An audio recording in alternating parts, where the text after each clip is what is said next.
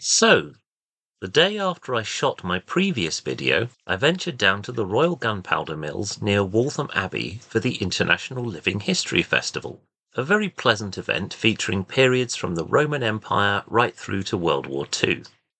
The site itself is of course of considerable historical interest, having been crucial for Britain's production of military explosives for over 300 years, and very much so during the Great War, of course. I was travelling light for this one with no static display, and spent most of the time poncing around the site with my sabre at my side. If you took photos of me, do please get in touch. I know I posed for quite a few. Sadly, the quality of the recording and camera work is far from optimal, but I promise I am learning and will do better. I will also be certain to get more footage of my own group next time.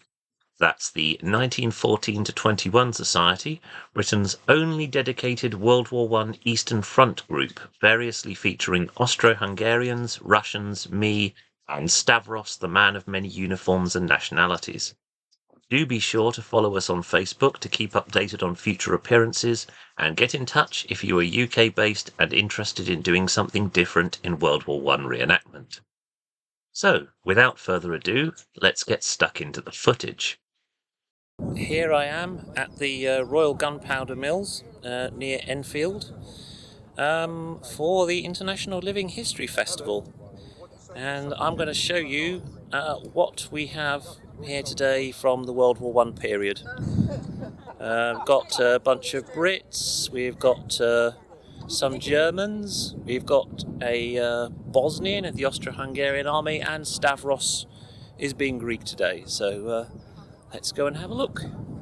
To the ladies here representing the suffragette movement in Britain, which was a big thing immediately prior to the war. Obviously the cause greatly strengthened by the role of women in the war industry, substituting for men. And this is where the British area starts. There's rather a lot of them here. Field police, I think. Over there we've got, well, part of my ignorance here. Oh, we have an advanced dressing station here. Excellent medical impression. Oh, they've got some very impressive array of equipment there. I see a full blood transfusion set, among other things, and some surgical tools. So, one of those wonderful folding stretchers. They survive extremely well. So, gentlemen from the Royal Naval Division, their machine gun there. Just make a diversion around the flagpole. There we go.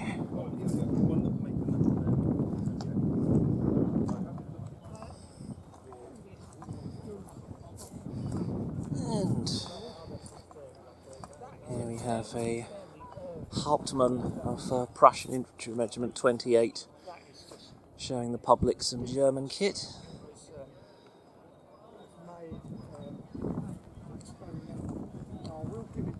Please use both hands and mind your tongue. That is incredibly heavy. So that would be on the front of the head, nose, and very front heavy. It's a nice array of hardware here. Oh, I like that rangefinder. It's like this array of nicely painted munitions boxes that the Tommies have. We have all the same litter, but no one is really producing it. So I'll just have a continued wander along the front here, show you what else is going on. You're a spy? I'm a YouTuber. Okay. There's Stavros there, being Greek. Yes. Bruce there, being Bosnian.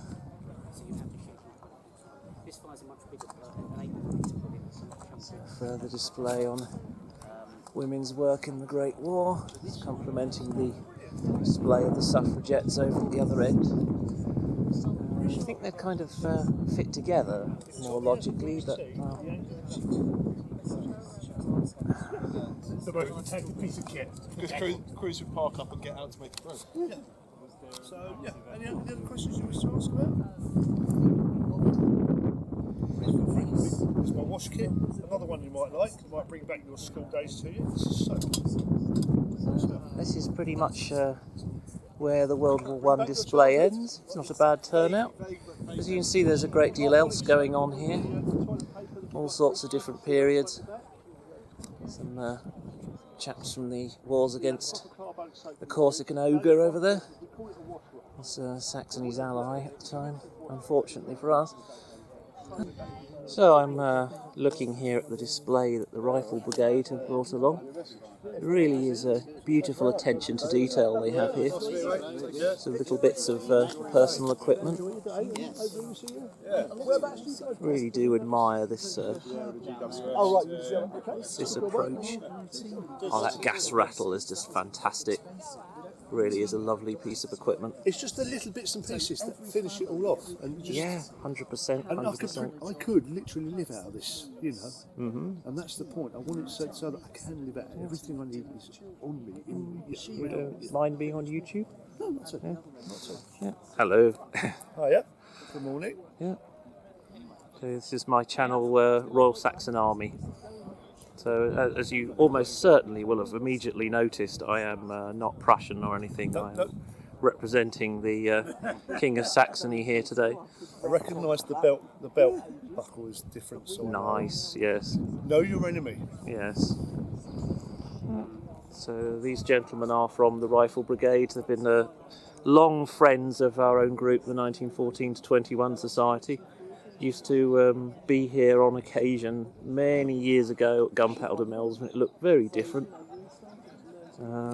Yes, we really can't praise this enough. The little things here, which is something I've not put enough effort into myself. I still don't have a proper set of dog tags, though someone is supposed to be making them for me in France at the moment. It's the little bits that can take the time to find. Yes. I love going around antique stores, and you never know what you find. 9 times out of 10 you find nothing, but once in a blue moon something just jumps out at you. Indeed. And it's something you wouldn't be able to buy, you'd never find again. Yeah, 100%. I must say that gas rattle, it reminds me, I saw the most wonderful German hand crank gas siren once years ago on eBay, which I'd seen in photos as well, so I knew it was absolutely bona fide. And oh my goodness, I was so infuriated to be outbid on that. I desperately wanted it. Wanted it for musical purposes as well, but it was just looked like so much fun. And that's it. I mean, for me now, I've got there's not much I need. But it's the fact that I'll go to a jumble sale and I might find something. And they don't know what they're looking at. No, absolutely not. I mean, I've got my German cup, which I think I'm wearing on here. Yeah, that's a genuine issue one, and I got that one for €1 on German eBay back in the day because these people who sell World War II stuff, they didn't recognise it. Didn't know what it was. Yeah, absolutely. I've had that as well. Where an anomaly pops up, and next thing I know what it is. I'm having that. Yeah, and it's quite. a good price. Yeah. Yep. Well, this is men of the Royal Naval Division. I'm not sure what they're demonstrating, but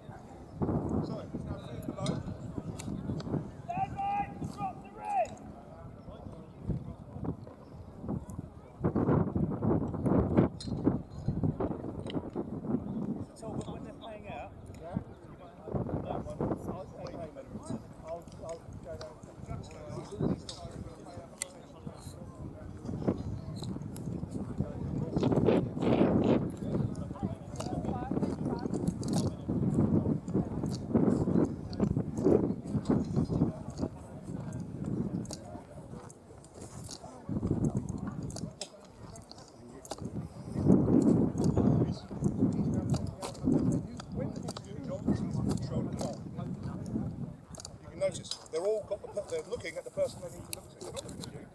They're doing the job. Seamanship drills are platforms. It's not about learning how to pick something up. It's learning how to use your resources to achieve an aim, working as a team, working as a crew, and making sure you achieve that objective. Now, if we go back to the terrible day of April 29th when the Admiralty gave up the Royal Naval Division, gave it to Heaving! Dropping line!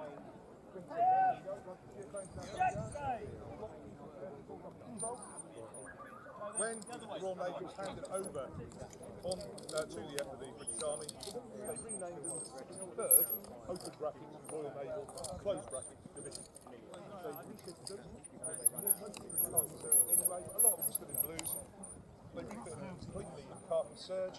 They made them carry short magazine the Enfield rather than the weapons pad, and they basically turned them into soldiers.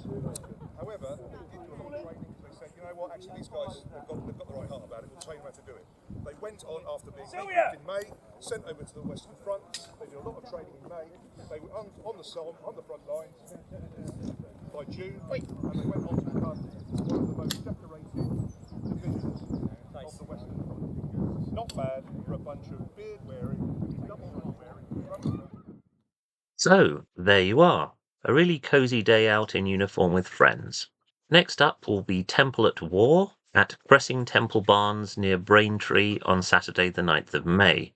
I also intend to be back at the Seamar Trenches on 23rd of May for their next open day. Do feel free to pop along and say hello. I'm also always happy to sign books, just let me know in advance so I can be certain to bring some stock with me. See you again soon. Please like, subscribe, and buy multiple copies of our books for all of your friends and relatives, even if they've got one already. And of course, Providentiae Memor.